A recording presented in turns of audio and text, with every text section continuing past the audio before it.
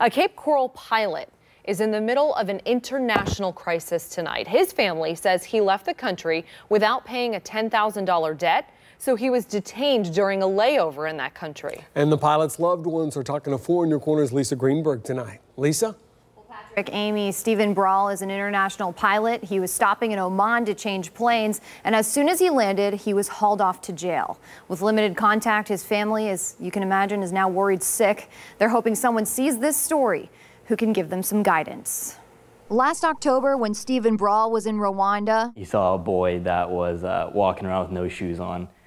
And the boy told him that he just wanted a pair of Jordans so bad. So his son Nolan says he went out and bought him some. He said that the kid just lit up and the kid never took him off. That's just the kind of man Stephen is. Despite having his own debts, he wanted to make this boy's day. But now his family is worried. Can't help but just think, what's gonna happen. Stephen is now in jail in the country Oman. It's a small cell and there's 6 men in that cell.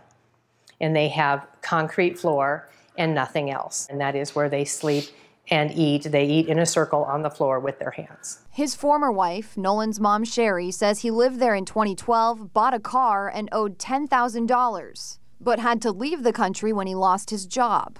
Oman law requires all foreign nationals must pay all debt before leaving the country. So when his flight from Rwanda to Bahrain made a stop in Oman, he was detained right upon landing and then arrested. He's been ordered to pay $44,600 to be released. He does not have that money in savings. It's too much. His current wife, Shamira, has been able to talk to him on the phone in the middle of the night, too distraught to go on camera. I know that it's very hard on her, and it's scary. Especially since guards are trying to move Stephen into an even bigger jail. Where you hear about, just torture and all this other stuff, you just don't know what's gonna happen to him. But Stephen's youngest son, Trevor, is hopeful. I just wouldn't understand or know if I'll just never see him again, and I just know that he'll come back.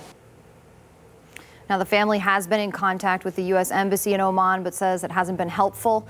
Now, I reached out to the U.S. State Department. The press officer tells me officers from the embassy are providing appropriate services, but cannot provide legal advice, just information on local lawyers. I also contacted Governor Rick Scott and both Florida senators. The family has a GoFundMe account that's raised almost $7,000, and we'll have information about that on our website, fox4now.com. Lisa Greenberg, Fox 4, in your corner.